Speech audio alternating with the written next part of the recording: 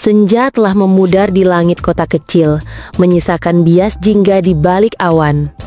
Ibu Siti duduk di meja kerjanya, menopang dagu, pandangannya kosong menembus jendela kaca yang dingin.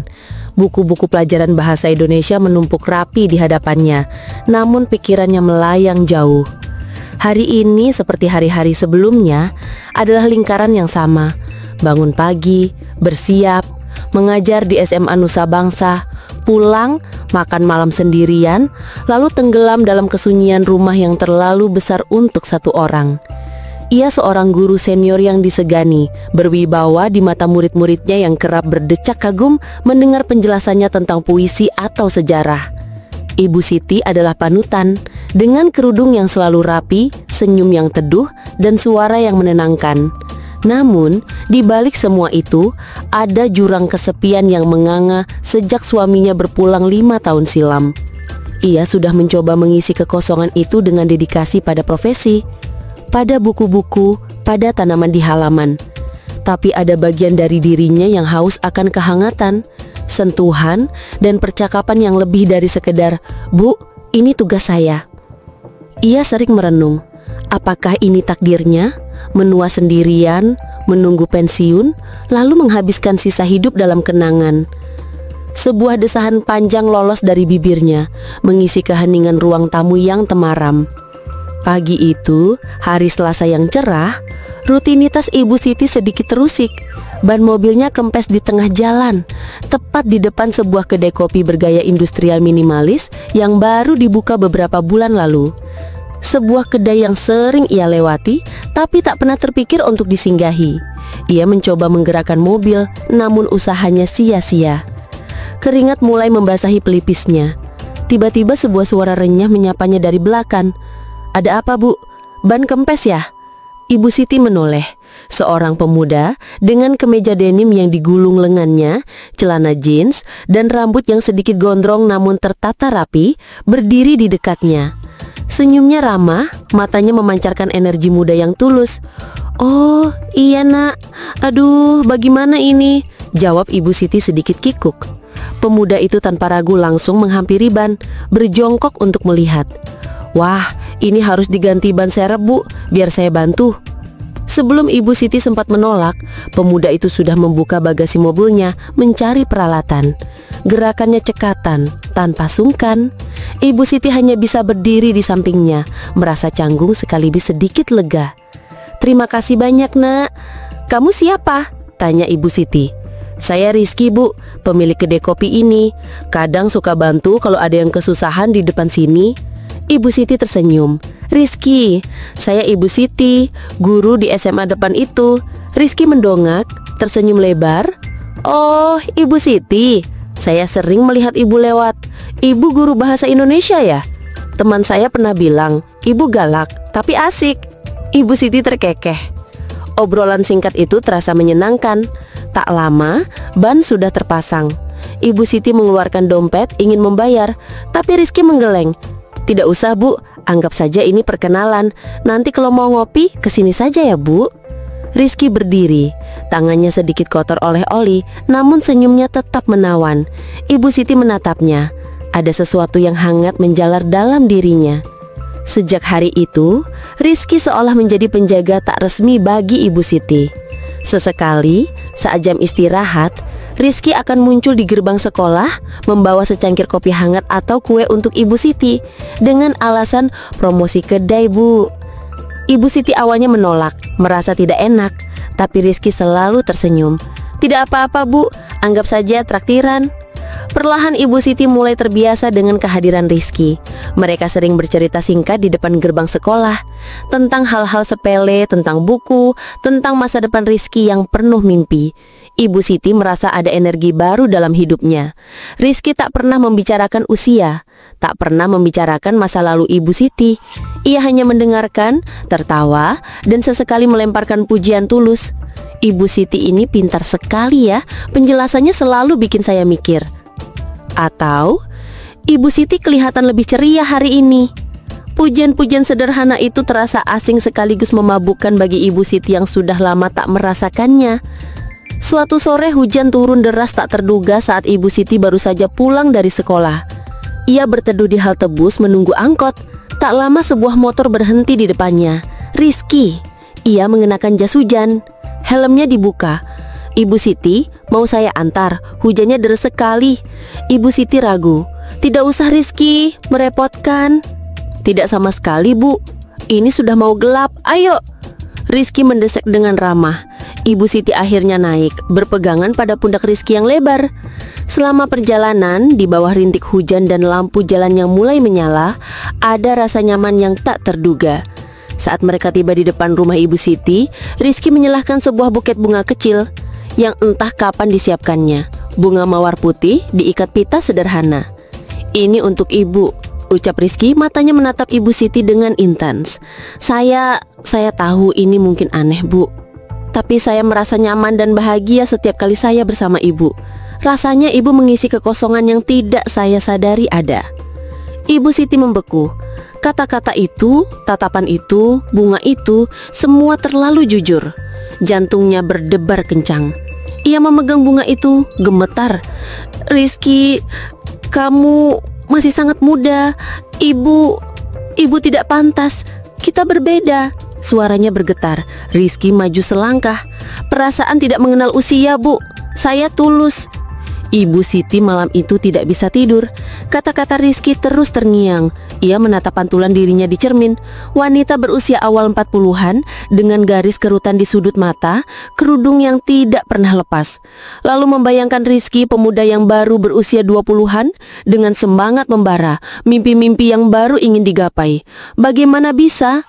Apa kata orang? Ia seorang guru, panutan, reputasinya akan hancur. Keluarga almarhum suaminya akan marah besar.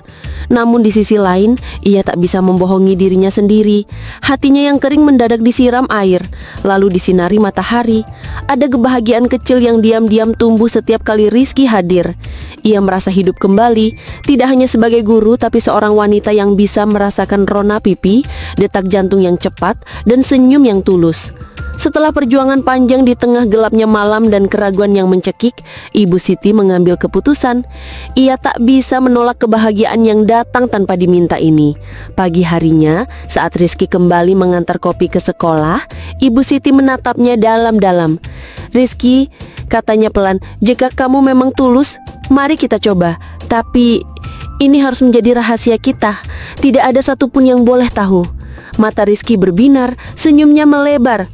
"Baik Bu, rahasia kita." Jabat tangan mereka terasa hangat, sebuah ikrar yang rapuh namun penuh harapan. Dimulainya sebuah kisah terlarang yang akan menguji batas-batas cinta dan keberanian. Rahasia itu ibarat embun pagi yang menempel di kelopak mawar. Indah, menyegarkan, namun sangat mudah menguap jika terpapar sinar matahari. Ibu Siti dan Rizky hidup dalam balutan rahasia itu, berusaha keras menjaganya dari mata-mata yang mengintai. Kencan-kencan mereka kini dilakukan di tempat-tempat yang jauh dari keramaian kota, atau di waktu-waktu yang tak lazim.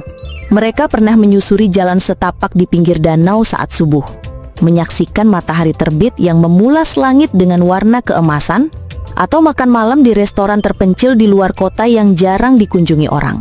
Rizky selalu memegang tangan Ibu Siti dengan lembut saat mereka berjalan, atau mengusap punggung tangannya di bawah meja saat makan. Sentuhan-sentuhan kecil itu membangkitkan kembali perasaan yang sudah lama mati dalam diri Ibu Siti. Rasa dicintai, dihargai, dan diinginkan. Rizky memang berondong, seperti yang akan digunjingkan banyak orang. Tapi ia bukan pemuda yang sekedar mengejar sensasi. Ia dewasa dalam pemikiran dan perhatiannya. Ia sering datang ke rumah Ibu Siti dengan alasan membantu memperbaiki keran yang bocor, atau sekedar mengantar makanan untuk Ibu Siti yang sibuk mengoreksi tugas. Padahal bantuan itu seringkali hanya kedok untuk bisa menghabiskan waktu bersama. Duduk di teras sambil minum teh, membicarakan buku, film, atau mimpi-mimpi Rizky tentang mengembangkan kedainya. Ibu Siti tertawa lebih sering sekarang. Tawanya renyah dan lepas. Senyumnya lebih tulus, matanya memancarkan cahaya yang dulu meredup. Kebahagiaan itu begitu murni, begitu nyata, dan begitu menakutkan. Namun tak ada rahasia yang bisa bertahan selamanya di sebuah kota kecil. Di lingkungan sekolah, tempat Ibu Siti menghabiskan sebagian besar hidupnya, perubahan dalam dirinya mulai tercium. Ibu Rina, guru bahasa Inggris yang terkenal dengan kegemarannya bergosip, adalah orang pertama yang menyadarinya. Bu Siti kok sekarang sering senyum-senyum sendiri ya? Kelihatan lebih segar, komentarnya sinis suatu siang di ruang guru. Dengan mata melirik Ibu Siti yang sedang membaca buku. Ibu Siti hanya tersenyum tipis, pura-pura tak mendengar. "Hah, perasaanmu saja Bu Rina," jawab Ibu Laila, guru matematika yang lebih kalem. Tapi Ibu Rina tak menyerah. Ia melihat Rizky yang kini sering tak sengaja muncul di gerbang sekolah, mengantar kopi atau bahkan menunggu Ibu Siti pulang. Itu anak muda yang punya kedai kopi itu kan? Kok sering sekali di sini? Jangan-jangan Ibu Rina menggantungkan kalimatnya, menyebarkan racun gosip. Para murid pun mulai memperhatikannya. Mereka sering berbisik-bisik di kantin melihat Ibu Siti yang kini sering mengenakan jilbab dengan warna lebih cerah, atau tersenyum lebih lepas saat mengajar. "Bu Siti punya pacar baru ya?" celetuk seorang murid di kelas 11. Yang lain tertawa. "Masa sih? Ibu Siti kan sudah tua." Meski candaan itu tak dimaksudkan untuk menyakiti, setiap bisikan itu bagai tusukan kecil yang membuat Ibu Siti sesekali merasa gelisah. Suatu sore, ketegangan itu nyaris mencapai puncaknya. Ibu Siti dan Rizky baru saja keluar dari sebuah toko buku di pusat kota.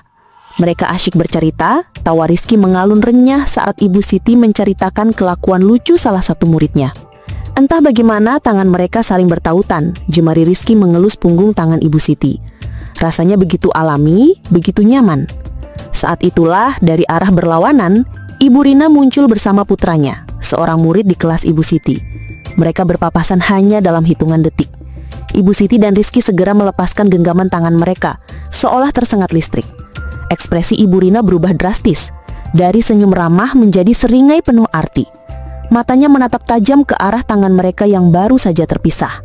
Putranya yang polos tak menyadari apa-apa, tapi Ibu Rina sudah merekam momen itu dalam benaknya. Ibu Siti merasa wajahnya memanas, darahnya berdesir.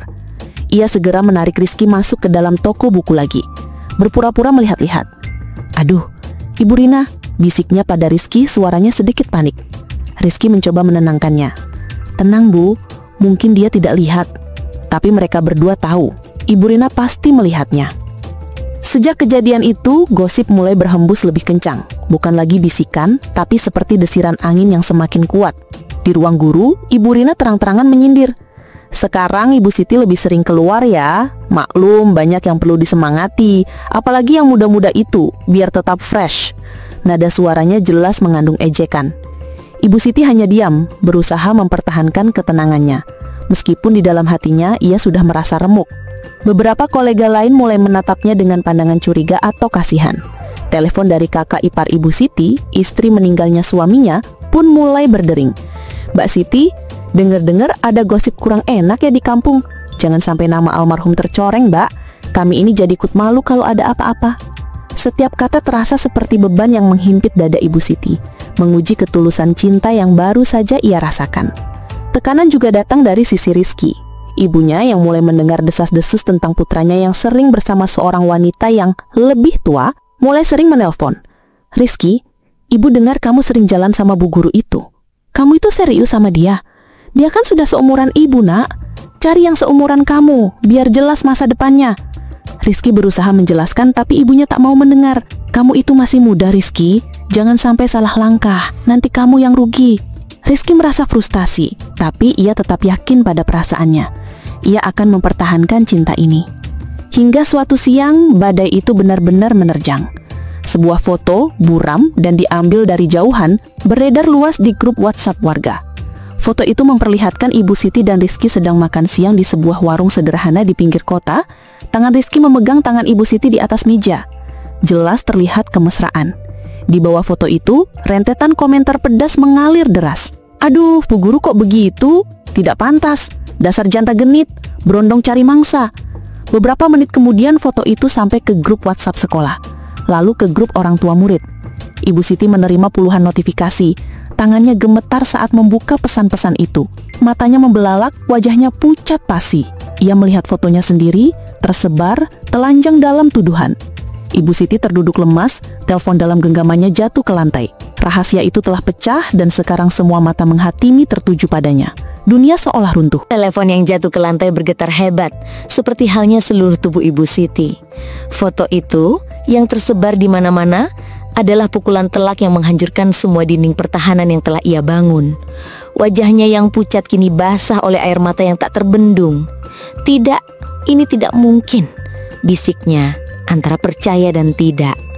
Tangannya gemetar saat ia meraih ponselnya lagi, berharap ini semua hanyalah mimpi buruk. Namun, setiap grup WhatsApp yang ia buka hanya menampilkan hal yang sama. Fotonya bersama Rizky dikelilingi komentar-komentar pedas yang menusuk hati. Janda genit tidak tahu malu, merusak nama baik sekolah, guru kok begitu, bagaimana mau mendidik murid? Itu kan anak muda, pasti cuma diperalat. Pagi hari berikutnya adalah neraka bagi Ibu Siti. Langkahnya menuju sekolah terasa begitu berat, seolah ia menggendong beban segunung rasa malu. Di sepanjang jalan, tatapan mata warga yang ia lewati terasa bagi jarum-jarum tajam yang menghujam. Bisikan-bisikan mengikuti setiap langkahnya. Saat ia tiba di gerbang sekolah, beberapa orang tua murid sudah berkumpul, menatapnya dengan pandangan menghakimi. Salah seorang dari mereka, Ibu Nina, ibu dari murid berprestasi di kelas Ibu Siti, maju mendekat dengan wajah garang. "Ibu Siti, apa-apaan ini? Saya tidak menyangka ibu bisa berbuat seperti itu. Bagaimana nasib anak-anak saya kalau gurunya seperti ini?" Suaranya keras, menarik perhatian banyak orang. Ibu Siti hanya bisa menunduk, tak mampu menjawab.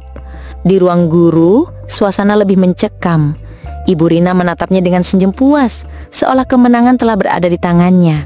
Rekan-rekan guru lain membuang muka, menghindari kontak mata, atau menatapnya dengan rasa kasihan yang menyakitkan. Meja Ibu Siti terasa sangat dingin dan sepi.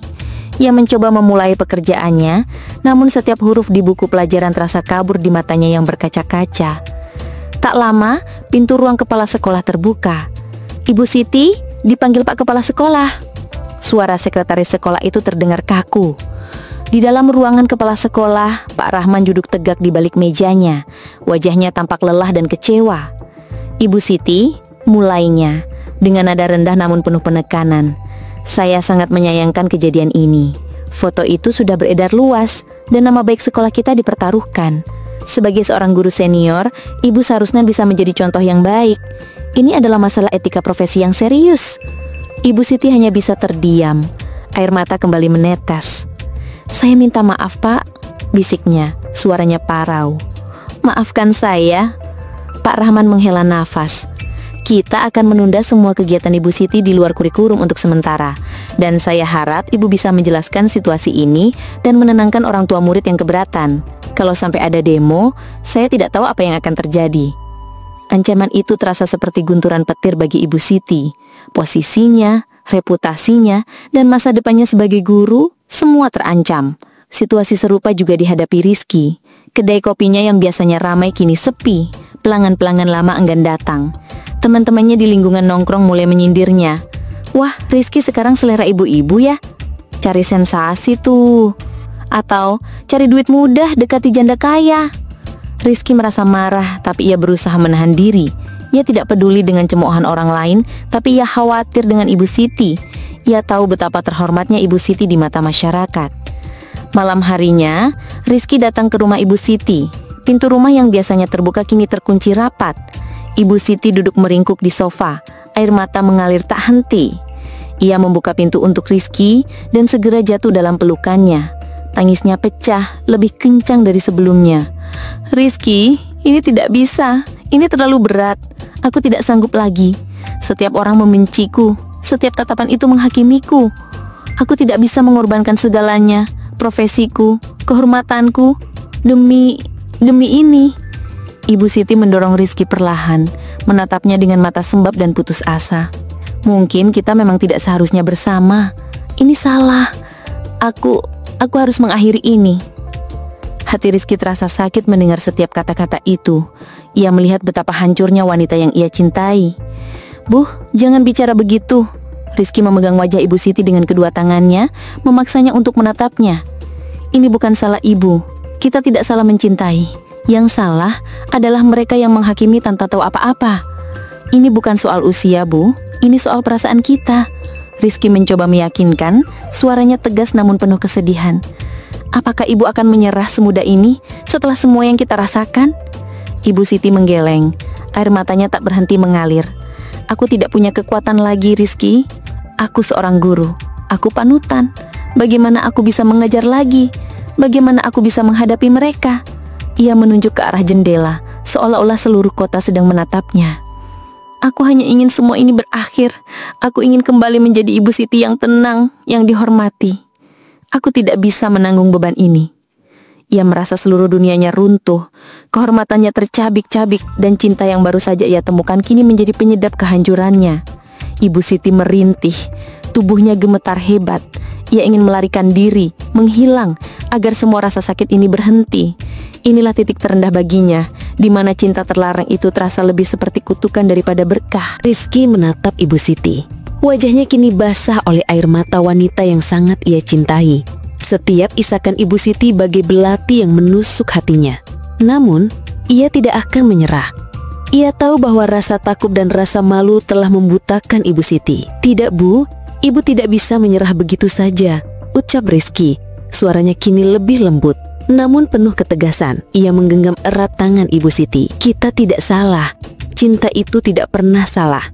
Yang salah adalah mereka yang merasa berhak menghakimi kebahagiaan orang lain. Rizky menarik napas panjang, mengumpulkan seluruh keberaniannya. Bu, ibu sudah berjuang seumur hidup ibu untuk menghormati orang lain, untuk menjadi panutan. Tapi apakah ibu pernah benar-benar memperjuangkan kebahagiaan ibu sendiri? Apakah ibu akan membiarkan orang lain menentukan hidup ibu? Ibu Siti mendongak. Matanya yang sembab menatap Rizky. Air matanya masih mengalir. Namun, ada secercah pertanyaan dalam tatapannya. Tapi bagaimana, Rizky? Mereka akan terus menghakimiku. Aku tidak sanggup lagi. Kita hadapi bersama, Bu. Jawab Rizky mantap. Saya tidak akan meninggalkan ibu. Saya ada di sini, di samping ibu. Jika mereka ingin menghakimi, biarkan. Tapi mereka tidak akan pernah bisa menghakimi perasaan kita. Mereka tidak tahu apa yang sudah kita lalui, Bu. Mereka tidak tahu seberapa sepinya ibu sebelum ini, atau betapa bahagianya ibu sekarang. Kita tidak mencuri, kita tidak menyakiti siapapun. Kita hanya saling mencintai. Ia menatap Ibu Siti dengan mata yang tulus dan penuh keyakinan. Saya mencintai Ibu Siti dengan segala yang ada pada diri ibu. Saya tidak peduli apa kata mereka. Yang saya peduli hanya kebahagiaan ibu. Kata-kata Rizky mengalir bagai air dingin yang memadamkan api keraguan dalam hati Ibu Siti. Ia melihat ketulusan yang luar biasa dalam mata pemuda di hadapannya. Rizky tidak peduli pada pandangan orang, pada reputasi yang tercoreng. Ia hanya peduli pada Ibu Siti. Ibu Siti perlahan menghapus air matanya. Ia memandang tangannya yang digenggam Rizky, merasakan kehangatan yang menjalar. Selama ini, ia hidup untuk orang lain, untuk reputasi, untuk ekspektasi masyarakat. Tapi kebahagiaannya sendiri, ia selalu menempatkannya di nomor sekian. Ibu Siti berdiri, perlahan, dan menatap Rizky. Ada kekuatan baru yang terpancar dari matanya. Meskipun sisa-sisa kesedihan masih terlihat jelas. Kamu benar, Rizky. Ucapnya pelan, namun dengan nada yang lebih yakin. Aku sudah terlalu lama hidup dalam ketakutan. Ketakutan akan omongan orang, ketakutan akan penilaian. Tapi kenapa aku harus mengorbankan kebahagiaan yang baru saja aku temukan, yang kutemukan bersamamu? Ia tersenyum tipis, senyum pertama yang tulus setelah badai itu menerjang. Baiklah, kita hadapi ini bersama. Keputusan itu yang diambil di tengah keterpurukan menjadi titik balik bagi mereka berdua. Ibu Siti tidak lagi bersembunyi. Pagi itu, saat ia melangkah masuk ke gerbang sekolah, ia mengangkat kepalanya tinggi-tinggi. Tatapan menghakimi masih ada. Bisikan-bisikan masih terdengar. Namun Ibu Siti kini membalasnya dengan senyum tenang. Ia menghadapi Pak Kepala Sekolah dengan kepala tegak, menjelaskan dengan jujur tentang perasaannya pada Rizky, tanpa mengurangi rasa hormat pada profesi. Pak, saya sadar ini menimbulkan kontroversi, tapi saya berjanji saya akan tetap menjalankan tugas saya sebagai guru dengan profesionalisme tinggi. Saya tidak akan membiarkan kehidupan pribadi saya mengganggu kinerja saya di sekolah. Yang saya lakukan di luar jam pelajaran adalah hak asasi saya sebagai manusia. Pak Rahman terdiam, tak menyangka Ibu Siti akan seberani ini. Rizky pun tidak tinggal diam. Ia tidak membiarkan kedai kopinya sepi. Ia mulai sering mengunggah postingan di media sosialnya bukan dengan marah atau menuntut, tapi dengan narasi-narasi tentang cinta yang tulus, tentang keberanian untuk menjadi diri sendiri, dan tentang pentingnya tidak menghakimi buku dari sampulnya. Cinta itu sederhana, tulisnya di salah satu postingan disertai foto secangkir kopi hangat dan buku tua. Ia hanya butuh hati yang berani untuk merasakannya dan jiwa yang kuat untuk mempertahankannya di tengah hiruk-pikuk dunia yang penuh prasangka. Ia tidak menyebut nama Ibu Siti secara langsung, tapi setiap orang yang membaca postingan itu tahu siapa yang ia maksud. Beberapa teman Rizky yang semula mencemooh perlahan mulai menunjukkan dukungan. Bahkan ada beberapa pelanggan baru yang datang ke kedainya, penasaran dengan sosok Rizky yang berani dan romantis ini. Hari Jumat, saat rapat komite sekolah diadakan, Ibu Siti memberanikan diri untuk hadir. Meskipun diwanti-wanti akan banyak orang tua murid yang menuntut, suasana rapat begitu tegang. Beberapa orang tua murid berapi-api melontarkan protes, menuntut Ibu Siti dikeluarkan dari sekolah. "Kita tidak mau anak kita diajar oleh guru yang moralnya dipertanyakan," seru salah seorang ibu. Namun kali ini, Ibu Siti tidak tinggal diam. Ia berdiri, menatap mata setiap orang tua murid yang hadir. "Bapak Ibu yang terhormat," suaranya mengalun tenang namun tegas. "Saya ada di sini bukan untuk membela diri. Saya hanya ingin mengatakan, saya adalah seorang guru dan saya akan selalu mendidik anak-anak kita dengan sepenuh hati. Apa yang saya lakukan di luar jam pelajaran adalah hak asasi saya sebagai manusia dewasa. Apakah perasaan yang tulus dan jujur yang tidak menyakiti siapapun adalah sebuah kesalahan? Saya tidak akan mengorbankan kebahagiaan dan kejujuran hati saya hanya untuk menghindari penilaian orang lain. Saya akan membuktikan bahwa saya tetaplah guru yang ibu dan bapak kenal, yang akan selalu mendidik anak-anak kita dengan integritas." Beberapa orang tua murid terdiam. Kejujuran dan keberanian Ibu Siti yang tak terduga itu sedikit meluluhkan hati mereka. Bahkan Ibu Laila, guru matematika yang kalem, tiba-tiba angkat bicara. "Saya sudah bekerja dengan Ibu Siti selama bertahun-tahun.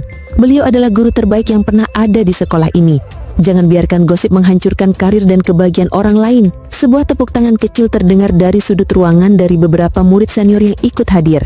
Ibu Siti menatap Ibu Laila dengan mata berkaca-kaca, merasa ada sedikit cahaya di tengah kegelapan. Pertempuran belum usai, badai masih berkecamuk. Namun kini Ibu Siti dan Rizky tidak lagi sendiri. Mereka telah memilih untuk berdiri tegak, melawan arus, dan membuktikan bahwa cinta sejati memang pantas diperjuangkan apapun harganya. Pertempuran itu memang belum usai. Meskipun Ibu Siti telah berdiri tegak di depan komite sekolah dan Rizky telah menyuarakan hatinya di media sosial, gema gosip dan stigma sosial tidak serta-merta lenyap. Di sekolah, beberapa orang tua murid tetap bersikukuh untuk memindahkan anak-anak mereka, meskipun jumlahnya tidak banyak. Suasana di ruang guru masih terasa dingin baginya, dengan beberapa rekan yang terang-terangan menjaga jarak. Ibu Rina masih melirik sinis, namun tak lagi berani melempar sindiran terbuka, seolah keberanian Ibu Siti telah membungkamnya. Setiap kali Ibu Siti melewati lorong sekolah, ia masih merasakan tatapan-tatapan aneh, bisikan-bisikan tertahan. Namun, kini ia memiliki perisai yang lebih kuat, keyakinan pada dirinya sendiri dan pada cinta yang ia perjuangkan. Perlahan, namun pasti, ada perubahan kecil yang mulai terasa. Beberapa murid Ibu Siti, terutama yang lebih dewasa, mulai menunjukkan dukungan secara diam-diam. Mereka mengagumi keberanian guru mereka yang mengajarkan mereka tentang makna ketulusan dan integritas sejati, bukan hanya dari buku teks. Mereka melihat bagaimana Ibu Siti tetap mengajar dengan dedikasi penuh. Bagaimana ia tetap sabar dan bijaksana, seolah badai yang menerpa tak menggoyahkan profesionalismenya. Bahkan, beberapa murid yang awalnya ikut bergosip, kini merasa malu sendiri. Sebuah surat kecil tanpa nama yang diselipkan di mejanya suatu pagi berbunyi, "Bu, kami tahu Ibu orang baik, semangat." Air mata Ibu Siti kembali menetes, kali ini bukan karena kesedihan melainkan keharuan. Di sisi Rizky, kedainya mulai ramai kembali. Bahkan beberapa pelanggan baru datang khusus untuk bertemu, berondong pemberani yang menjadi bahan gosip itu. Kisah cinta mereka, meskipun kontroversial, ternyata menarik perhatian. Ada yang datang karena penasaran, ada pula yang datang karena simpati. Rizky tidak pernah mengeluh. Ia melayani setiap pelanggan dengan senyum. Dan setiap kali ia membicarakan Ibu Siti, matanya memancarkan kebanggaan dan cinta yang tulus, bukan sekedar sensasi. Ia membuktikan bahwa ia bukan laki-laki main-main. Bahkan, orang tua Rizky setelah melihat betapa gigihnya putra mereka dan betapa tulusnya hubungan ini, perlahan mulai melunak. Mereka mungkin belum sepenuhnya menerima, tetapi tidak lagi menentang sekeras dulu. Puncaknya datang di akhir semester. Kepala sekolah Pak Rahman memanggil Ibu Siti kembali ke ruangannya. "Ibu Siti," ujarnya dengan nada yang kini lebih lembut. "Saya akui, saya kaget dengan keberanian Ibu. Dan saya melihat sendiri, Ibu tetap menjalankan tugas dengan sangat baik. Namun tekanan dari beberapa pihak masih kuat." Pak Rahman menatap Ibu Siti dengan tatapan prihatin. "Pihak yayasan meminta Ibu mengambil cuti panjang sampai situasi lebih tenang. Atau ia jeda. Ada pilihan lain. Ibu bisa mengajukan pengunduran diri dengan hormat untuk meredakan ketegangan." Dunia Ibu Siti seolah berhenti berputar. Pilihannya begitu berat. Cuti panjang berarti menjauhi profesi yang ia cintai. Pengunduran diri berarti mengorbankan karir yang telah ia bangun puluhan tahun. Semua demi cinta. Ibu Siti menatap Pak Rahman, kemudian pandangannya beralih ke jendela, memandang lapangan sekolah yang dipenuhi murid-muridnya. Ia sangat mencintai profesinya, mencintai setiap tawa dan pertanyaan dari murid-muridnya. Tapi ia juga mencintai Rizky, mencintai kebahagiaan yang baru ia rasakan. Malam itu, Ibu Siti dan Rizky duduk di teras rumah Ibu Siti, ditemani secangkir teh hangat dan keheningan malam. Ibu Siti menceritakan pertemuannya dengan kepala sekolah. Rizky mendengarkan, matanya tak lepas dari wajah Ibu Siti. "Bu, apapun keputusan Ibu, saya akan menerima. Jangan pernah merasa harus memilih antara saya dan kebahagiaan Ibu." Ibu Siti tersenyum. "Kebahagiaanku adalah bersamamu, Rizky. Tapi profesi ini juga bagian dari diriku." Ia berpikir keras. Reputasinya mungkin sudah tercoreng di kota ini. Namun hatinya tidak akan pernah bisa berbohong. Jika ia memilih cuti, itu hanya menunda masalah. Jika ia mengundurkan diri, itu adalah sebuah pernyataan bahwa ia memilih hatinya. Keesokan harinya, dengan hati yang berat namun mantap, Ibu Siti menghadap Pak Rahman. "Pak, saya memutuskan untuk mengajukan pengunduran diri saya." Pak Rahman terkejut. "Ibu Siti, apakah Ibu yakin?" Ibu Siti mengangguk. "Saya yakin, Pak. Saya ingin menemukan kebahagiaan sejati saya tanpa harus terus-menerus hidup dalam bayang-bayang ketakutan dan penilaian orang lain. Saya akan tetap menjadi pendidik dimanapun saya berada. Dan saya akan memilih cinta." Keputusan Ibu Siti mengguncangkan sekolah dan kota itu. Beberapa orang menganggapnya gila. Beberapa orang lain diam-diam mengaguminya. Sebuah guru panutan yang memilih mengorbankan karir demi cinta yang terlarang. Beberapa bulan kemudian, Ibu Siti dan Rizky memang tidak lagi tinggal di kota itu. Mereka pindah ke kota lain yang lebih besar, di mana orang tidak mengenal masa lalu mereka, di mana mereka bisa memulai lembaran baru. Rizky membuka cabang kedai kopinya di sana, dan Ibu Siti dengan pengalaman dan pengetahuannya yang luas mulai mengajar les privat atau menjadi relawan di komunitas literasi. Hidup mereka mungkin tidak lagi sesederhana dulu, tapi mereka bahagia.